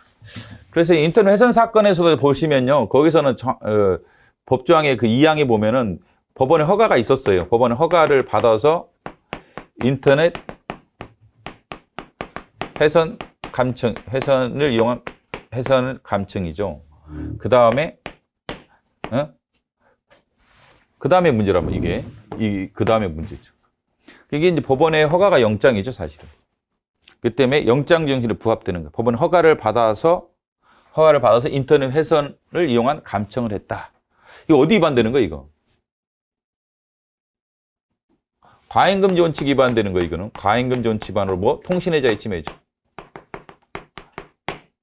통신의, 요새로 정확한 용어로는 비밀이라고 봐야 되나? 아, 이건 뭐죠? 비밀이든 자유든 침해다. 18조 침해다. 정확하게는 비밀이겠죠. 요새 나눠서 말하자면 비밀인데, 그것도 조심하셔야 돼요. 근데 이제 최근에 그 얘기한 것은 본인 확인제밖에 없어요. 그 전에는 그냥 통신의 자유 안에 다 포함시키는 거로 봐가지고 구별을 안 하고 그냥 냈다. 급할래 제하고. 하여간 18조 침해라고 봤죠. 과잉금지 원칙 위반되는 거죠. 영장 위반이 아니라 과잉금지 원칙 위반의 문제인 거죠. 인터넷 훼손이다 보니까 이게 과잉되게 감청이 이루어진단 말이죠. 그래서 이 건물에 들어온 인터넷 훼손 나만 사용해? 내가 이제 피의자야. 그래서 이제 황랑기의 통신을 감청할 필요는 있어요? 영장이 나온 거 맞죠? 허가를 받은 거죠? 근데 이게 인터넷 훼손을 나만 사용하냐고. 여러분도 사용하고, 김철수 사용하고, 많은 사람들이 사용하다 보니까, 그죠? 필요 이상으로 많은 감청을 하게 되죠. 여기에 대한 적절한 통제 절차가 없었다는 거죠. 미국같이 예를 들면, 미국같이, 여기서 미국 같은 거는 어떻게 한다고 그랬지? 판례 보면 감청한 자료를 모아가지고 제출한대, 법관한테. 법관이 봐가지고, 허가해준 사건 한해서만 체크해 준다. 이것만 니네들 디테일하게 분석을 해라. 나머지는 분석하면 안 된다. 그런 절차가 필요했는데 그런 조항이 없었다는 거죠. 그래서 과잉금지 원칙 위반되는. 영장 위반 아니고, 영장 위반 아니고. 영장 위반 아니고. 그 영장 위반 아니었던 것들, 그러나 그죠? 과잉금지 위반됐다든지 다른 원칙 위반됐던 것들 구별을 좀 하셔야 돼요. 그래서 그 유명한 용산 경찰서장 사건이 있었죠? 경찰서장이 국민건강보험공단에 요양급여 내역을 제출을 요청했죠? 요청. 그 다음에 여기서 제공했죠? 제공. 이건 어떻게 돼요? 요청은? 주문 형태가 뭐죠? 이거는 각하의 대상이 안 되니까. 이거는 뭐 영장 위반되지도 않고 과잉금 위반되지도 않습니다. 제발 좀 각하된 거는 본안에 안 들어온다는 인식을 좀 해야 돼. 내가 보면은 답답해. 문제를 푸는 거 보면, 그죠? 각하된 게 어떻게 본안 내용이 있나 모르겠어, 그죠? 각하된 건 본안 내용이 없는 거예요. 당연히. 응? 그런 거, 이게 넘어가면 안 돼. 이게 유언이다라면 안 돼. 이게 유언 아닙니다, 요청은. 제공이 문제였죠. 요양급여. 내역을 제공한 것. 제공한 것은, 이것이, 유언은 맞죠? 근데 영장지 위반은 아니었죠. 위반은 아니었고, 과잉금지 원칙 위반이었죠. 그래서 과잉금지 원칙 위반으로 개인정보 자기결정 침해했죠? 개인정보 자기결정권 침해했다. 영장 위반은 아니었죠? 영장 위반 아니었지만 위헌이었던 것도 조심하셔야, 구별하셔야 돼. 아까 인터넷 훼손도 그렇죠. 인터넷 훼손 사건도 영장 위반은 아니었지만 과잉금지 원칙 위반이었죠? 과잉금지 위반이었습니다. 그럼 이거는 각하니까 조심하시고, 요청, 제공. 요양급여 내역이 있죠. 그 다음에 법원의 허가를 받아서 통신 내역, 통신 사실 확인. 이건 어떻게 돼? 이거는 영장지 적용돼요? 적용되죠. 영장지 적용되죠. 영장 위반이 적용되고 위반이 아니. 위헌이 과잉 위반돼요? 이건 합헌이고, 이건 합헌이에요. 이 사건의 위헌이었던 거 뭐예요? 요청. 그죠? 사법경찰이나 검사가 요청하는 거. 검사가 법원한테 요청하는 거. 필요할 때, 필요한 때 통신 사실 확인을 요청할 수 있다. 아니, 통신사한테 요청할 수 있다. 물론 법원 허가를 받아서 하는데, 필요한 때라는 것 때문에 이게 과잉 위반되지. 이게 과잉 위반됐던 거예요. 과잉 위반돼서 통신의 자유 침해했죠. 통신의 비밀 침해했다. 이거는 그냥 합헌이었어요. 법원의 허가를 받아서 통신 사실 확인 자료를 요청해라. 이건 합헌이었고, 그냥 영장 위반도 아니었고, 과잉 위반도 아니었고, 다른 조항이죠. 필요한 때. 이 부분이 관련된 조항에서 위헌이었죠. 그죠? 구별하셔야 돼요. 그 다음에 그 동행명령장에 영장에 해당하느냐? 잘 몰라요, 저도. 동행명령장에 영장에 해당하냐는 저도 잘 모르겠다. 뭐 개인적 의견만 물어보면 영장에 해당하지 않다고 보지. 순수한 개인적 문제. 근데 객관식으로는 그렇게 할 수가 없기 때문에 나한테 물어보면 답이 없다. 객관식적으로는. 주관식적으로는 영장이 아니지. 근데 이제 기존 판례를 보면 우리들이 정리할 수 있는 판례와 법이죠. 학설이 아니기 때문에 판례와 법이 중요하죠. 판례와 법. 그래서 대법원 판례는 영장으로 봤어요? 영장으로 본 거예요. 얘를. 그래서 지방의 의장이 동행명령장을 발부하는 것은 영장 위반된다. 라는 대법원 판례 있죠? 영장으로 봤단 말이죠. 영장은 누구만 발부해야 돼? 법관만 발부해야죠. 이제 그 검사의 신청이 있죠? 검사의 신청에 따라서 법관의 영장 발부. 이게 지금 우리나라 수사권 조정의 화두 중에 하나인데, 이게 언제 들어왔느냐, 이 단어가. 검찰 간의 신청이라는 단어를 통해서 5차 때 들어온 거예요. 5차. 제5차 개정법, 62년법. 5차 개정법에서 검찰 간의 신청이라는 단어가 처음 들어온 거예요. 그 전에는 그러니까 검사만 영장을 신청할 수 있는 건 아니었어요. 근데 5차 이후부터는 일단은 검사만 영장을 신청한 거로 됐죠. 헌법도 그렇고 형사법도 그렇고. 경찰은 안 되죠. 사법경찰관들은 이게 영장 신청을 할 수가 없단 말이죠. 법원한테. 이게 5차. 물론 영장지는 재헌법도 있었어요. 영장지는 재헌법도 있었는데 이 단어 말이에요. 이 단어가 5차 때 처음 들어왔다. 이 단어에 준하는 검찰 간의 신청. 그때는 검찰관이라고 했지, 용어가. 근데 뭐 본질적으로 같이 검사의 신청이라. 하여간 뭐 이게 됐는데, 법관이 영장을 발부하는데 이때는 지방의 의장이 발부하는 거죠. 그렇기 때문에 영장 위반된다. 라는 게 대법원 판례죠. 그 말은 영장이라는 거지. 뭐가? 동행명령장. 헌재 판례는 잘 모르겠어요. 저는 이 자체에 대해서. 헌재 입장이 뭔지는 난 잘 모르겠다. 솔직히 말해서. 자, 좀 이따 설명할 거예요. 세 번째, 국회 증언법에서는 누가 대상이죠? 동행명령 대상? 대상은 누구예요? 대상자? 증인, 참고인 등이 아니죠. 증인만 대상이 되는 거예요. 그렇죠? 증인만 대상이 됩니다. 대상. 누가 발부하죠? 국회의장? 위원장. 위원장이 발부하죠. 상임위원회든 특별위원회든 청문회를 진행하고 있는 위원장이 동행명령을 발부하죠. 근데 이것도 만약에 영장이라면 위헌이겠죠. 왜? 영장은 누구만? 법관만 발부한다. 영장이라면 이게 동행명령장이 근데 아주 어중간하죠. 그래서 법관이 발부한다. 그래서 틀리긴 했죠. 법관이 발부한다. X. 위원장이 발부하죠. 위원장이 발부한다. 헌법재판소는 이제 그 판례가 그 유명한 이명박 주가조작 특별검사법이죠. 특별검사법, 특검법, 특별검사법에서 5인의 재판관은 이게 영장으로 봤어요. 그래서 영장 위반이죠. 나머지 4인은 아니라고 보죠. 2인 아니다. 나머지 2인 또 아니다. 이렇게 보죠. 그죠? 아니다. 이렇게 보죠. 근데 다만 이제 영장이 아니라 보는데 이제 특별한 사유 없이 동행명령 발부에 불구하고 참고인이 출석하지 않으면, 동의명령 응하지 않으면 1,000만 원의 벌금 사건이 있었죠? 이 사건에서. 그건 이제 위헌을 본단 말이죠. 예? 과잉금 위반돼서 위헌. 이걸 본단 말이죠. 이분들도 이제 위헌을 보죠. 이분은 합헌을 보고. 예? 합헌을 보죠. 합헌을 보죠. 그래서 이게 좀 문제가 아주 어중간하죠. 어중간하죠. 그래서 판례를 실제 찾아보면 뭐라고 되어 있냐면 이 조항에 대해서 영장지휘 또는 과잉금 원칙 위반 이렇게 나와요. 그래서 적극 이렇게 표현됩니다. 영장지휘 또는이라고 해서 또는 과잉 위반. 이분들은 영장지휘 위반이고 이분들은 영장지휘 위반은 아니지만 과잉 위반이죠. 그렇죠. 그래서 결론적으로 하기엔 뭐 7인이 돼서 위헌이 나왔는데 이거를 법정교로 봐야 할지 잘 모르겠다. 그렇죠. 응? 논문 써야 할 문제죠. 내 입장에는 아닌 것 같은데 기출문제는 그렇다고 한번 나왔죠. 영장지휘 위반이 헌재 입장인 것처럼 한번 나왔는데 이게 참 답답하다. 이거 나오면 이제 해결이 안 돼요. 오답 논쟁만 벌어지는 거죠.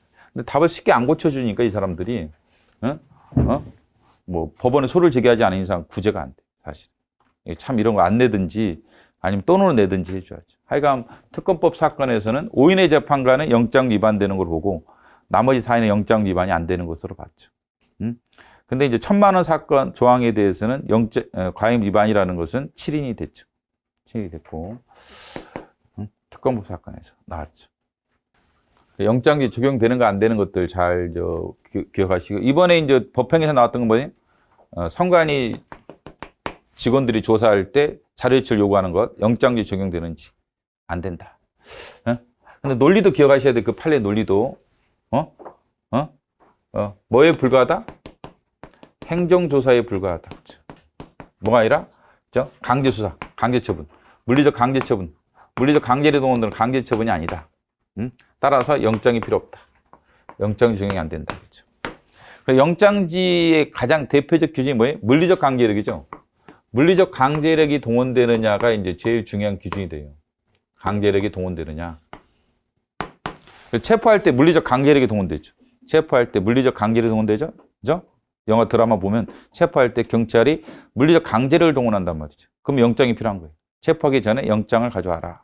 물리적 강제 동원된다라면. 근데 이거 대립되는 게 법에서 이제 의무를 규정하고 위반시 처벌. 이거는 영장제에 적용되지 않습니다. 이거는 법 의무를 부과하고 위반시 처벌하는 음주 측정 사건처럼 법 의무가 있죠, 그렇죠? 근데 위반시 처벌하는데 영장이 필요 없다. 필요 없다. 예, 잘 기억해 보시고, 그렇죠? 영장이 필요 없지, 이 경우.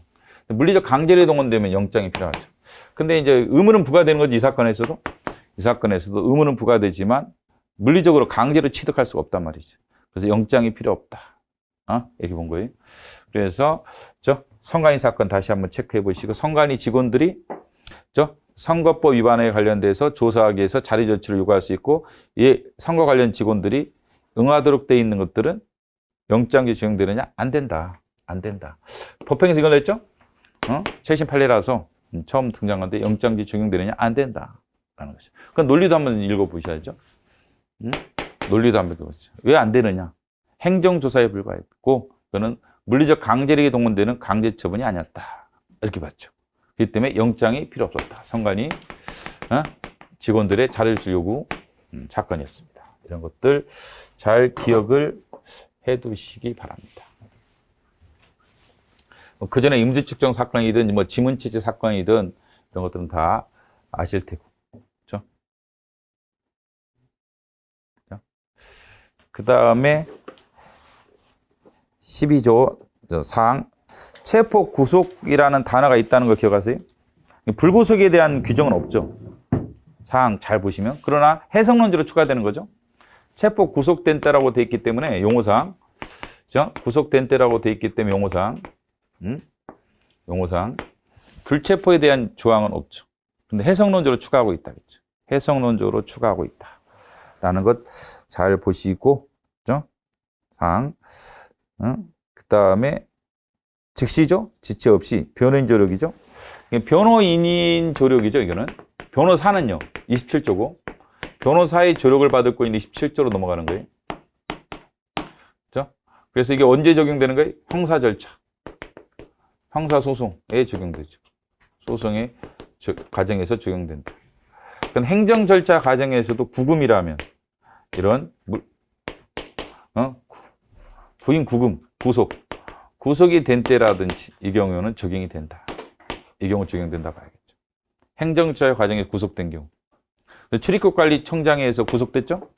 그때 변호인 조력이 인정이 됐죠. 판례 변경으로 인정됐습니다. 이 두 가지. 나머지는 적용이 안 된다. 나머지 뭐 형사소송 과정에서 헌법소송 과정에 다 이거로 넘어가는 거예요. 이거로 넘어가는 거다. 잘 보셔야 돼요. 이거로 넘어간다. 라는 거 잘 보시고 이 두 군데만 일단 허용되는 거로 봤죠. 그 다음에 최근에 먼저 이 판례 말고도 중요한 판례가 이제 후방 착성행위는 후방 착성행위만 위헌인 거예요. 나머지 그때 뭐죠? 참여 신청서를 써달라부터 시작해서 뭐 적견 불허는 다 각하야. 그 사건 적견 불허 각하입니다. 적견 불허한 적이 없었어요. 뒤에 앉으라고 했지. 적견을 불허한 게 아니라 그 사건은 변호인님, 변호사님 저기 뒤에 앉아주세요. 이렇게 얘기한 거야. 검찰 수사관이 뒤에 앉으세요. 이렇게 말한 거지. 적견을 불허한 일이 없기 때문에 적견 불허에 대해서 각하예요. 그 사건을 잘 보면. 다 각하야. 뭐 빼고? 변호인한테 후방 착성을 요구한 행위만 인용 나오죠. 법령도 다 각하예요. 직접성이 없든지 다 각하예요. 혹시라도 나오면 다 각하 때리고 후방 착성 행위만 인용이 나왔다. 그럼 인용이 나오려면 뭐 적법성역구나 충족돼야겠죠? 그죠? 착성 행위 말이에요. 후방 착성 요구 행위. 그것만 인용이 나왔는데 걔는 모든 요건이 충족돼야겠죠. 그다음 최근에 가장 중요한 판례나 이건 뭐 이미 기출을 많이 나왔으니까 최근에 변호인이 되고자 하는 자 판례 알죠? 하는 자 판례 사건 잘 정리를 하시고 변호인이 되고자 하는 자 판례 사건 이건 뭐가 인용이 나온 거예요? 교도가 아니에요, 변호사예요? 교도가 아니에요, 검사예요? 이것도 마찬가지. 이 불허행위는 각하예요. 예? 이 불허행위는 각하. 그러니까 본안에 안 들어갔기 때문에 뭐 변호인지력 침해라든지 이거 다 넌센스예요. 이런 적이 없다. 이것만 인용이 나온다. 이것만 인용이 나온다. 이것만 인용이 나온다. 그러면 얘는 이제 보충성 요건 다 충족해야죠. 대상격선 말할 것도 없고 보충성 요건, 뭐 권리보익 다 요건을 모두 충족해서 들어갔을 거다라고 추론이 되죠. 얘는 이런 거 머릿속에 넣고 풀어야 돼. 변호인지력 침해다 그러면 당황스러운 거예요. 각하한테 무슨 변호인지력 침해겠어? 변호인 침해는 이거다. 검사의 불허. 그다음에 여기서 이제 물론 이제 변호인이 되고자 하는 자의 적경교통권이 헌법상 권리냐가 이제 초점이었죠. 이번에 이거 또 나왔죠. 법행에서도 계속 나오고 있어 최근에, 그죠? 모든 시험에서 법행에서 또 나왔고 뭐 변호사 시험에서 또 나오고 계속 나오고 있는 거예요 지금. 이거는 이 판례는, 그죠? 그래서 헌법상 권리냐, 그렇죠? 변호인이 되고자 하는 자의 적경교통권은 헌법상 권리인지 이게 이제 초점이었죠. 헌법상 권리다. 단순한 형사법상의 권리가 아니라 헌법상 권리다. 그래야지 헌재법 68조 1항을 해석할 수 있는 거예요. 헌법상 보장된 기본권을 침해받아야만 헌법선이 가능하죠. 헌법상 기본권이냐, 단순한 형사법상의 권리냐. 이게 형사법상의 권리였으면 각하를 해야죠. 사실 90년 초반 사건에서는 그렇게 본 거예요. 90년 초반 사건에서 헌법상 권리가 아니라 법률상 권리에 불과하다. 변호인의 적경교통권, 변호인의 피의자, 미결수용자, 피의자와 피고인과의 미결수용자 간의 적경교통권은 형사법상 권리다. 그래서 변호인이 청구했죠? 각하했습니다. 예, 헌법상 권리가 아니라 형사법상 권리에 불과하기 때문에 헌재법 68조 1항의 기본권에 해당하지 않는다. 이래가지고 각하한 판례가 90년 초반 판례였죠. 근데 그 뒤에 이제 수상치 않은 판례가 하나 나타났죠? 그 뒤에, 뒤에 뭐였죠? 그게 변호인의 변호권 사건이었죠. 경찰서장이 수사기록과 관련된 정보공개 청구에서 비공개 결정을 하게 되죠. 근데 적부심사에 쓰기 위해서 변호인이 그 수사기록을 보여달라겠단 말이죠. 적부심사 과정에서 내가 도와주기 위해서 필요하다. 변호인의 변호할 권리, 변호권. 근데 이제 비공개 결정했죠. 그래서 헌법선을 청구했는데 이게 기본권이냐? 그래서 이 판례에서부터 무너지기 시작했죠. 그렇다. 표리관계에 따라 그랬죠. 동전의 앞뒷면 관계에 있다. 표리관계에 있다. 뭐랑? 피의자가 변호인 조력을 받을 권리랑 변호인의 조력할 권리는, 그죠? 표리관계에 있기 때문에 당연히 도출된다. 라고 했는데, 근데 이때는 이제 변호권에 대한 얘기였지 정확한 적경권에 대한 얘기는 아니었단 말이죠. 물론 이제 뭐 그게 그거 아니냐 이렇게 해석할 수도 있지만 까칠하게 보자면 이거는 변호할 권리 문제였고 정보 공개 문제였어요. 사실은. 물론 알 권리 침해기도 했죠. 알 권리 침해기도 했죠. 근데 신기한 거는요. 옛날 사법시험에서 그 형사확정 공소 제기된 수사기록, 공소 제기된 수사기록이라든지 수사기록, 그 다음에 이 판례랑 또 그런 형사확정 소송기록, 열람등사 거부, 이것도 거부죠. 거부인데 이거는 저 변호인의 조력을 받을 권리 12조 사항, 그 다음에 공정한 재판을 받을 권리 침해라겠어요. 이거는 12조 사항 27조 침해라겠죠. 이건 알 권리 침해였죠. 그래서 옛날에 사법시험에서 이거 알 권리 침해로 많이 냈던 거예요. 이 판례를 공소 제기된 수사기 열람 등사 청구가 알 권리 침해로 봤다. 근데 그렇게 안 봤어요. 확정된 형사소송 기록의 열람 등사에 대해서는 90년 초반 판례에서 알 권리 침해로 봤죠. 이건 알 권리 침해로 봤는데 이건 알 권리 침해로 안 봤어요. 근데 이건 알 권리 침해로 봤어요. 이건 알 권리 침해로 봤어요. 변호할 권리 침해, 알 권리 침해. 변호인의. 그러면 변호인도 이제 정보공개 청구권이 당연히 있는 거죠. 알 권리 침해라겠죠. 근데 이건 알 권리 침해라는 얘기가 없었어요. 그래서 사법시험에 기출로 나왔죠. 알 권리 침해로 장난질을 쳤죠. 장난을 쳤는데, 근데 그다음부터는 관심사가 없어졌고, 그 다음에 이거 알 권리 침해. 이거는 분명히 알 권리 침해라고 분명히겠죠. 근데 이 판례부터 이제 변호할 권리가 이제 헌법상 권리라고 봤는데, 최근에 변호인이 되고자 하는 자 판례에서는 확실하게 얘기했죠. 변호인의 적경권, 변호인의 피의자와의 적경권, 변호인의 적경교통권, 적경권이 헌법상 12조 사항에서 노출된다. 헌법상 기본권이다. 헌법상 기본권이다라는 얘기를 명확하게 얘기를 하게 되죠. 이번 판례에서. 그렇죠? 물론 이제 미결 수용자가 변호인이 아닌 자와 접견할 권리는요. 변호인이 아닌 자와 접견할 권리.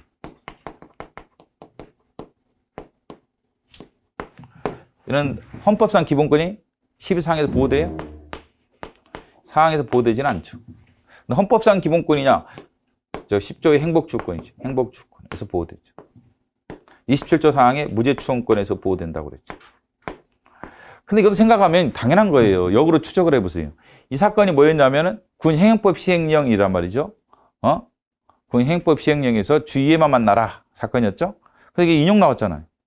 주의에만 만나라 사건이 어디에 반해서 이혼이었죠? 군행정법 시행령 주의에만 만나라. 법률유보죠.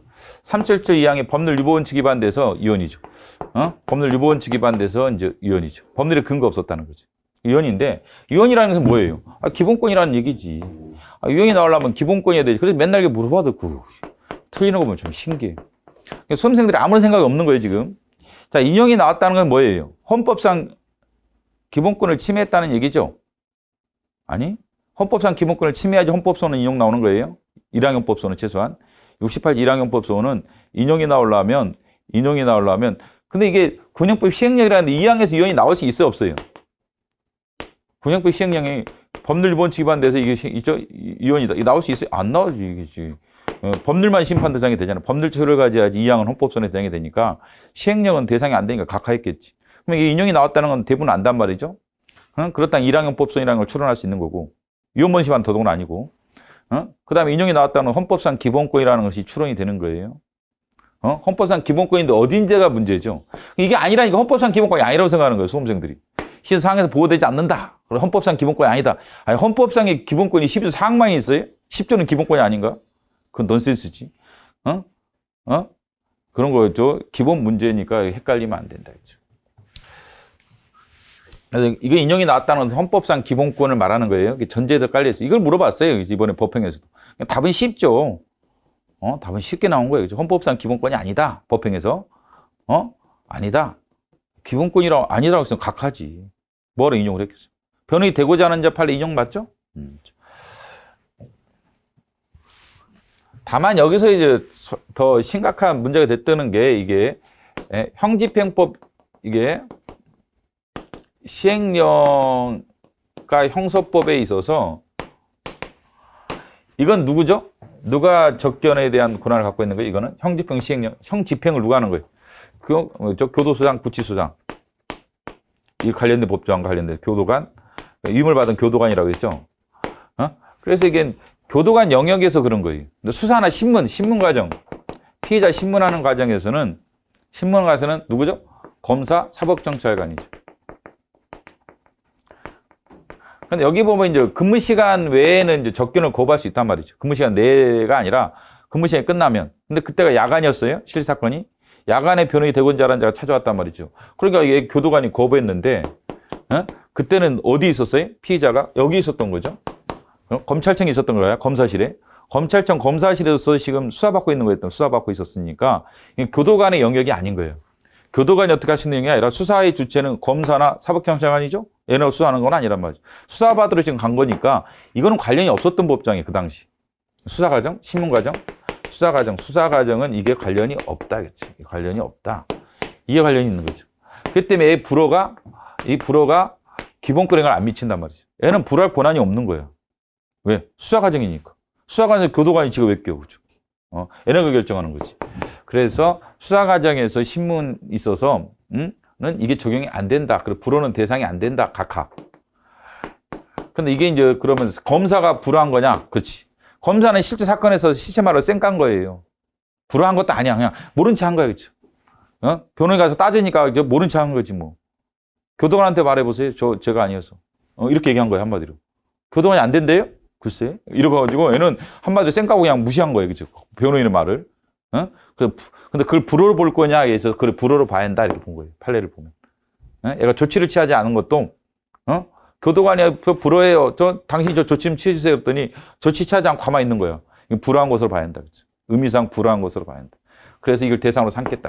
근데 검사가 뭐라 하겠어요? 여기에 따른 거 아니냐? 우리도 근무 시간이 끝났다.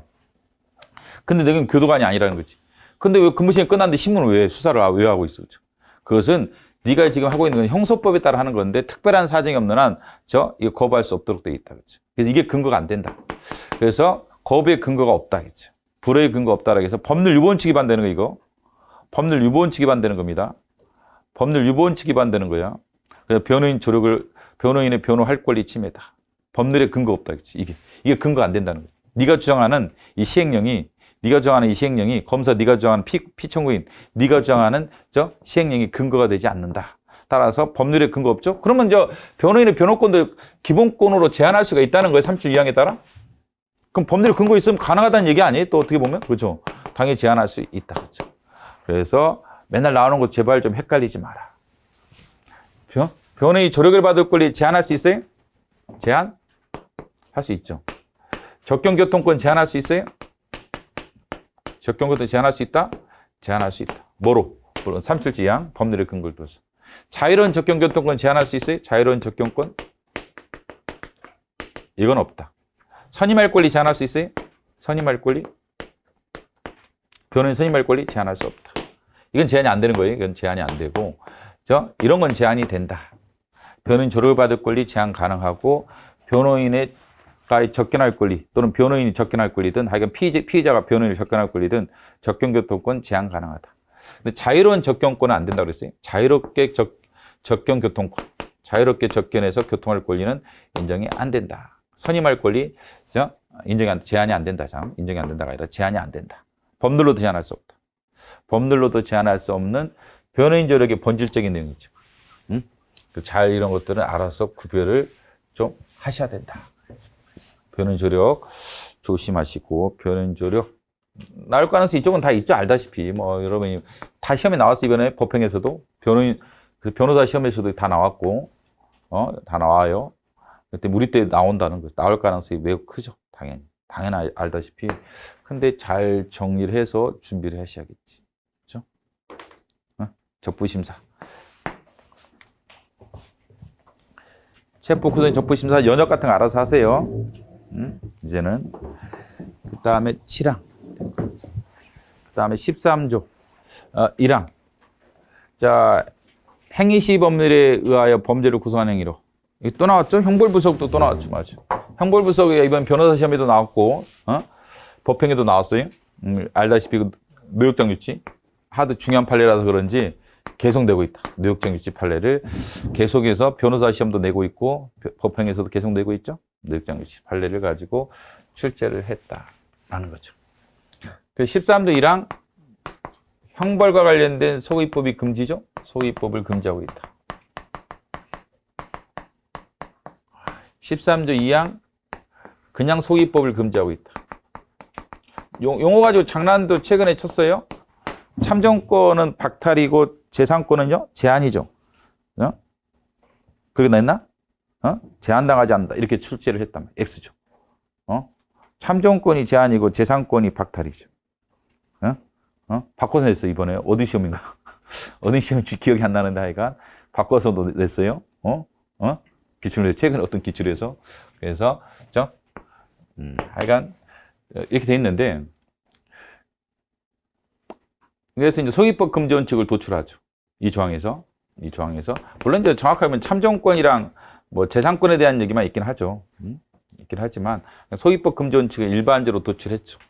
근데 무슨 입법을 금지하는 거냐? 진정소기법이라고 얘기하죠.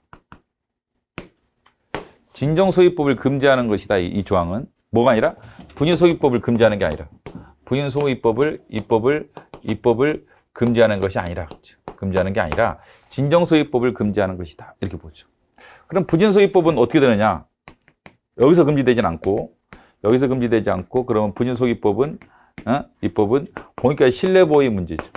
이러면 허용되는 거고, 이러면 금지되는 거죠. 예? 이러면 신뢰보호원칙 위반되는 거고, 이러면 신뢰보호원칙 위반이 안 되고, 이렇게 보죠.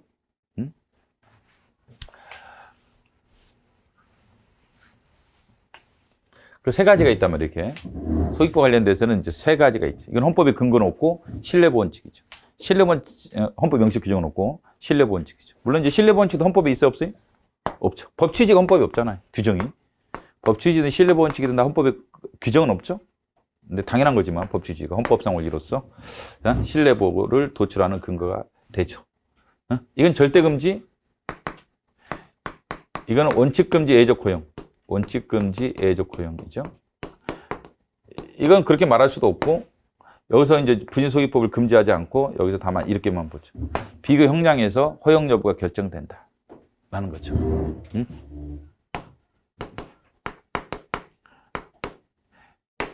헌재 판례 역사상 여기에 해당해서 위헌인 것은 노역장 유치밖에 없는 거예요. 노역장 유치만 부칙만, 물론 형법이 부칙의 소급 적용이죠. 노역장 유치 조항, 소급 적용. 노역장 유치 조항 자체는 합헌이었죠. 근데 소급 적용이 위헌이었던 거죠.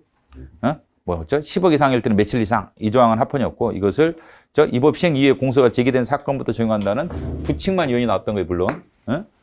노역장 유치 조항 자체는 합헌이에요. 부칙이 위헌이었지. 부칙만 위헌이었던 거지. 부칙만. 기억하시고.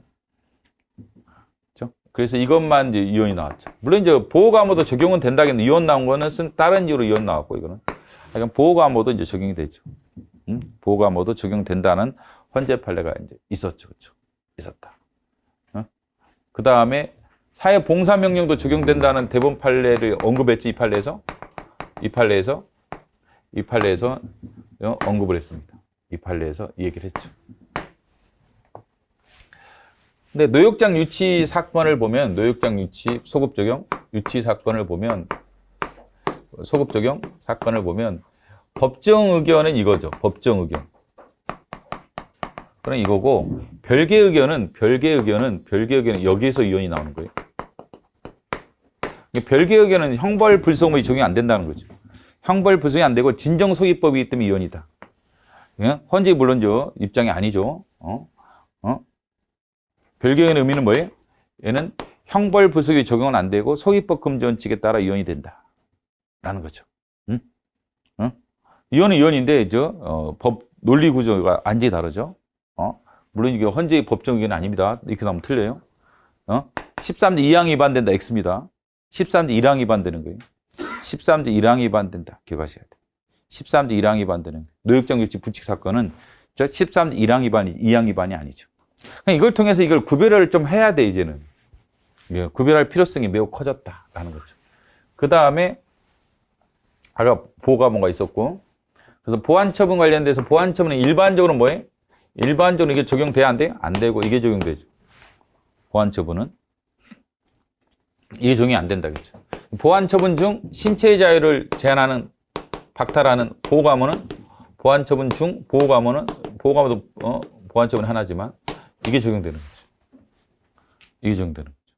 보호감호만은 일단은 판례상 헌재가 인정했던 보완처분 중 형벌부석이 적용되는 것은 보호감호뿐이죠. 보호감호만 적용됩니다. 형벌부석 원칙 적용되죠. 잘 비교해 보시고. 그 다음에 이제 공소시효죠. 공소시효. 5.18 특별법 공소시효 소급 적용, 소급 정지. 정지 사건에서 이게 적용되느냐? 그럼 이혼이 나왔겠죠. 이게 하퍼니 이혼이? 하퍼니가 전도한 노트가 처벌됐죠. 이게 적용이 안 됐다는 것을 알 수 있는 거예요. 공소시효 이 조항이 형벌, 여기 적용은 받은 거예요. 적용은 받는 거예요. 적용은 받는데, 이게 적용이 되는 거죠. 적용이 되는데, 원칙과 예외 중 예외에 해당한다는 거죠. 원칙금지 예외적 허용이죠? 예외에 해당해서 합헌인 거예요. 이 조항의 적용을 받지만, 그죠? 여기에 해당. 예외적 허용이죠. 예외적 허용. 원칙금지가 아니에요. 예외적 허용되는 사례에 해당했죠. 그래서, 예외적 허용되는. 이건 적용 안 받죠. 13조 2항 자체가 이제 적용은 되는데, 그죠? 예외적으로 허용될 사례가 있었는데, 이거랑 친일이죠. 친일. 나머지는 다 예외적으로 허용되지 않습니다. 나머지는. 최근에 그 기초문제 한 번 있었죠? 그래서 이제 그 환급 사건에서 한번 이게 예외적으로 허용된다. 안 돼요? 부정 환급 받았다. 많은 환급을 받았어요? 그때 징수할 때 이자를 추가하는 것은 이 법 시행 이후에 처음에 징수분부터 적용한다. 라는 사건이 여기에 해당했죠. 그 이혼이에요. 왜? 예에 해당하는 건 두 가지밖에 없다니까요. 5.18 계열이랑 5.18 특별법이랑 친일 쪽만 예에 해당하는 거고 나머지는 진정소위법입니다. 여기에 해당하는 다 이혼이에요. 이혼이다. 근데 그 판례 보면 예를 인정하자라고 했어요. 반대 의견이. 반대 의견이 있었기 때문에 그걸 출제를 한 겁니다. 그 출제를 왜 했느냐? 최근에 기출문제가 반대 의견에 보면은 그 환급 사건에서 반대 의견에서 예를 인정하자. 알겠어요. 이걸 가지고 낸 거예요. 이 문구 그대로. 반대 의견을 가지고 낸 거예요. 근데 그건 넘어가면 안 돼. 왜? 예? 이게 공식처럼 이 두 가지만 여기에 해당하고 나머지 진정이면 다 여기에 해당하는 거니까 넘어가면 안 돼요. 안 배우지 않았냐 이런 생각하면 큰일 난다. 그렇죠? 그래서 여기에 해당해서 이혼이 나온 것들은 그죠? 여러 가지 있었죠. 그 아까 부정 환급 사건부터 시작해서 그 다음에 최근에 그 2009년 12월 31일 사건이 있죠?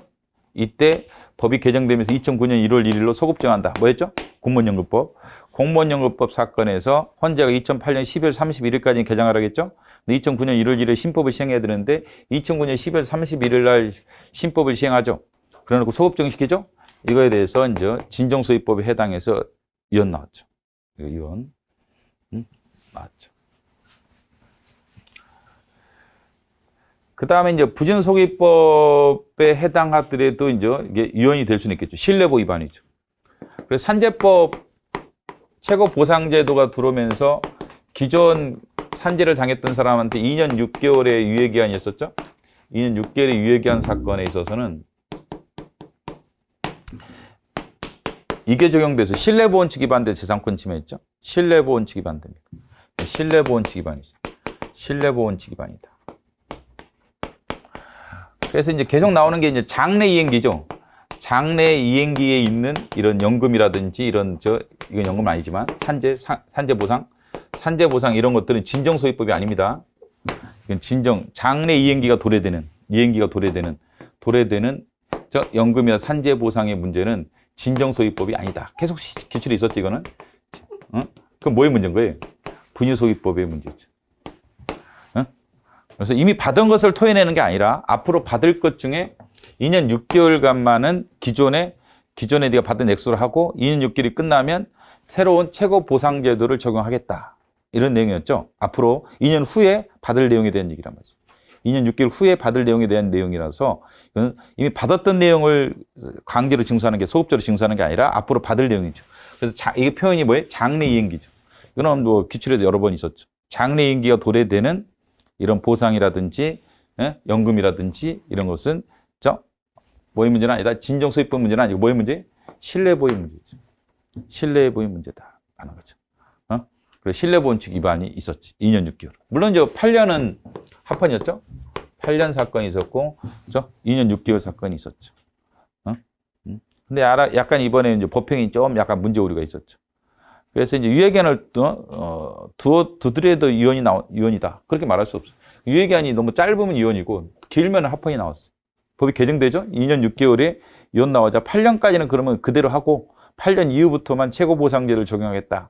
이거는 헌재가 또 합헌이라고 했다. 왜? 신뢰보호를 마이너스를 약화시킨단 말이에요. 2년 6개월은 짧죠? 8년은 8년간은 그냥 받을 수 있잖아. 옛날 액수를. 옛날에 500만 원 받다가 최고보상제가 들어오면 300만 원이야. 떨어지겠죠? 옛날에 500만 원 받았어요. 산재를. 근데 300만 원밖에 못 받는다.